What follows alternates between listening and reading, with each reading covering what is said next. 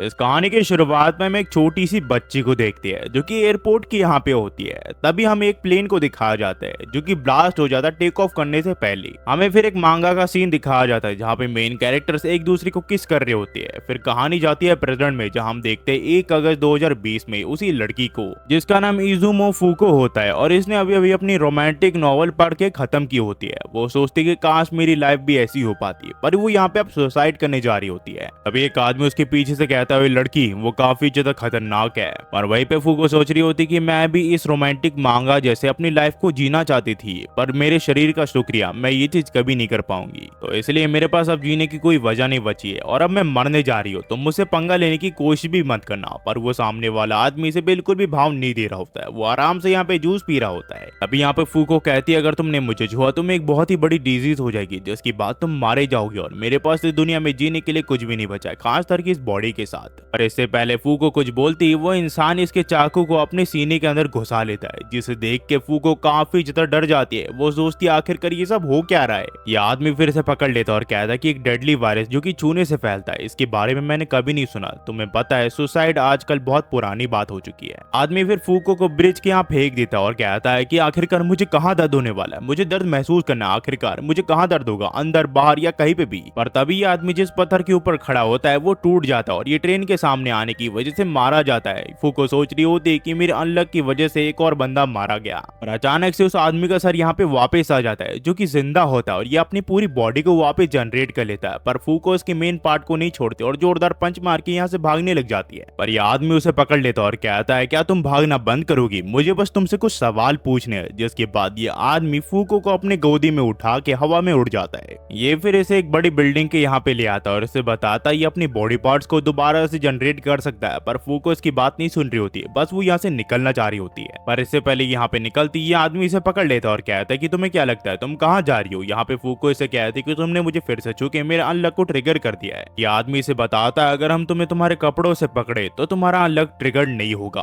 और वैसे भी मुझे तुम्हारे अनलक से फर्क नहीं पड़ता, मैं तुम्हें कहीं पे भी छू सकता हूँ। पर हाँ, तो अगर तुम अपने अनलक के बारे में मुझे अच्छे से एक्सप्लेन करोगी तो मैं तुम्हारी इसे डील करने में मदद कर सकता हूँ। फूको इसे कहती है कि बस मुझे इस बिल्डिंग से नीचे गिरा दो, वैसे भी मेरा प्लान था कि आज मैं मरने वाली हूँ। तो ये कहता है कि ठीक है। जिसके बाद ये फूको के पांव पकड़ के यहाँ पे इसे घुमाने लग जाता है और फूको इसे सारी बातें बताने के लिए राजी हो जाती है। जिसके बाद ये इसे कहता है कि जल्दी जल्दी बोलना शुरू करो। ये इसे बताती है करीब 2010 की बात है जहाँ पे मेरे माँ बाप एयरपोर्ट से बिजनेस के लिए बाहर जाने वाले थे। उन्होंने कहा था कि वो 1 हफ्ते के अंदर वापस लौट आएंगे और मैं उन्हें छोड़ने के लिए एयरपोर्ट के वहाँ पे गई थी और मैंने वहाँ पे उन्हें हक भी किया था और साथ ही साथ किस भी किया था। पर अगले ही पल जब वो फ्लाइट में चढ़े वो फ्लाइट ब्लास्ट होगी और काफी सारे पैसेंजर्स वहाँ पे मारे गए, साथ ही साथ मेरे माँ बाप भी। जैसे जैसे मैं बड़ी होती गई मुझे एहसास होते गया कि जिस भी इंसान को मैं छूती हूँ उसे मेरी वजह से तकलीफ होती है। कुछ ही सालों में मैं समझ गई थी कि मेरे माँ बाप मेरी वजह से मारे गए थे क्योंकि मैंने उन्हें छुआ था। तो ये आदमी फूको के बलून्स पकड़ के उसे फिजिकली हक कर लेता और कहता कि तुम ये कहना चाहती हो अगर हम तुम्हें फिजिकली हक करें तो हमारे ऊपर सबसे बड़ा स्ट्रोक होगा।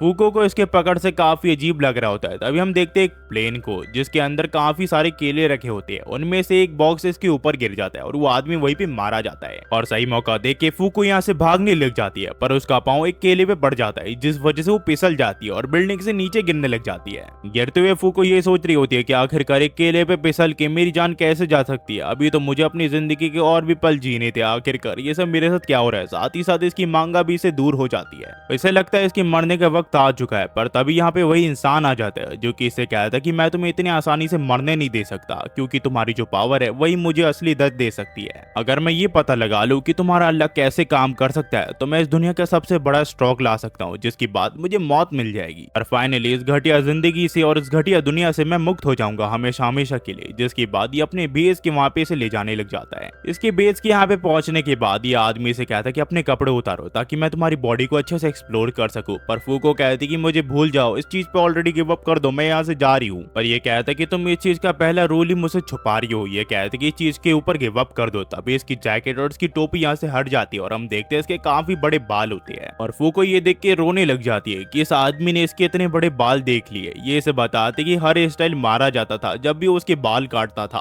तो इस वजह से इसने अपने बाल कभी कटवाए नहीं। तो ये आदमी कहता है कि चिंता मत करो, मैं एक हेयर स्टाइलिस्ट पहले हुआ करता था, मैं तुम्हारे बाल काट दूंगा। और ये फूको के बाल अच्छे से काट देता है जिसे देख के फूको काफी ज्यादा खुश होती है। ये इसका शुक्रिया करती है इसके बाल काटने के लिए। ये कहता है ऐसी कोई बात नहीं है, मैं तो बस तुम्हें पकड़ना चाहता था, अब मैंने तुम्हें 15 मिनट तक पकड़ लिया, अब देखते हैं कि मेरे साथ क्या दुर्घटना घटती है। तभी इसका सर कोई पीछे से काट देता है और ये देख के फूको काफी हैरान हो जाती है। तभी यहाँ पे कुछ लोग आ जाते हैं जो कि कहते हैं कि मिस फूको युजुमो, आपका शुक्रिया, आपकी वजह से हमने अनडेड को पकड़ लिया। ये लोग फिर अनडेड के सर को एक स्पेशल कैप्सूल के अंदर रख देते हैं ताकि वो अपनी बॉडी को दोबारा से जनरेट ना कर सके। साथ ही साथ ये लोग फूको को भी हथकड़ियां पहना देते हैं। फूको इनसे पूछते हैं आखिरकार ये सब आप कर क्या रहे हो, आप मेरी साइड नहीं हो क्या? तो ये आदमी कहता है कि तुम्हारी साइड, तुम मजाक कर रही हो ना, हम सिर्फ पुलिस के लिए काम करते हैं और हमारा काम ये है कि तुम जैसे लोगों को पकड़ना या फिर तुम जैसे लोगों को मार देना जो कि इस दुनिया में तबाही लाती है। पर हाँ, तुम्हारी एबिलिटी काफी ज्यादा इनक्रेडिबल है, तुम जिसे भी छूती हो वो पल भर में ही मारा जाता है। और इसका सिंपल सा आंसर है, अगर तुम्हें कोई कपड़ों के साथ छुए तो उसे कुछ भी नहीं होगा। तो ये कहते कि आखिरकार तुम मेरी पावर्स के साथ करना क्या चाहती हो? ये आदमी कहता अगर इस पावर को हम अच्छे से यूटिलाइज करें तो हम इसे अच्छे से यूज कर सकते हैं। तो ये से पूछते कि आखिरकार तुम इसे अच्छे से कैसे यूज कर सकते हो किसी को बिना मारे?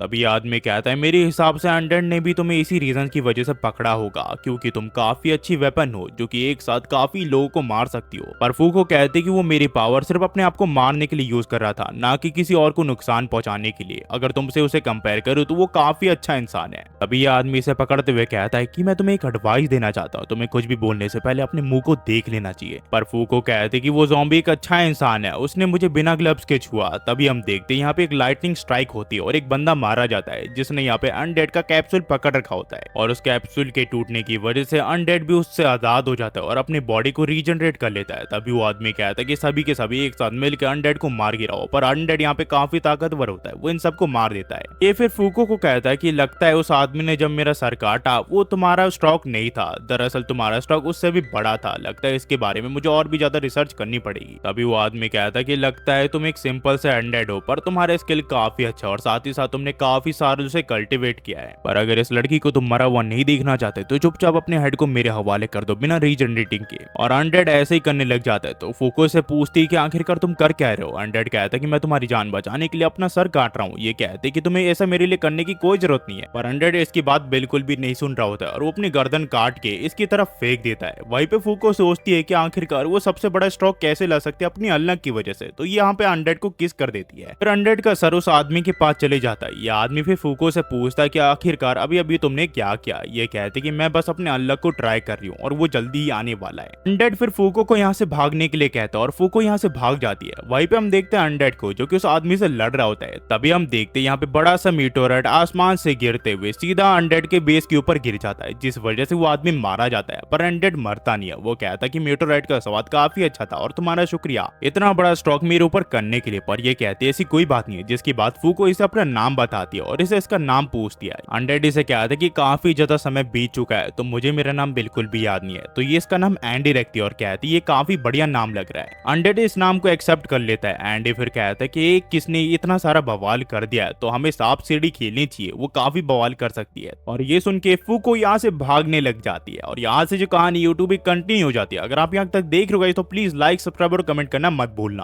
और साथ ही साथ कमेंट भी कर देना कि आखिरकार आपको ये एनिमी कैसी लगी ताकि इसे आगे जाके हम कंटिन्यू कर सके। ये एनिमी मुझे काफी अच्छी लग रही है और काफी भविष्य में जाके डेवलप भी हो सकती है। इसका फर्स्ट सीजन है ये और इसका फर्स्ट एपिसोड है ये और इसका अगला एपिसोड अगले वीक आएगा। तो तब तक के लिए वेट कीजिए और ये मत कहना कि भैया अगला एपिसोड लाओ अगला एपिसोड लाओ। आप यही कमेंट में लिखते हो यार, थोड़ा मोटिवेटेड कुछ लिख दो कि भाई अगला पार्ट तो आएगा उसके लिए हम इंतजार कर लेंगे और बस कुछ ऐसे लिख दो यार, थोड़ी मोटिवेटेड चीज ताकि हम और भी वीडियो बना सके। बस आखिर में जाते हुए क्या ही कहूंगा, इस thanks for watching, next video मिलता है, होपफुली आप सब बेहतर होंगे।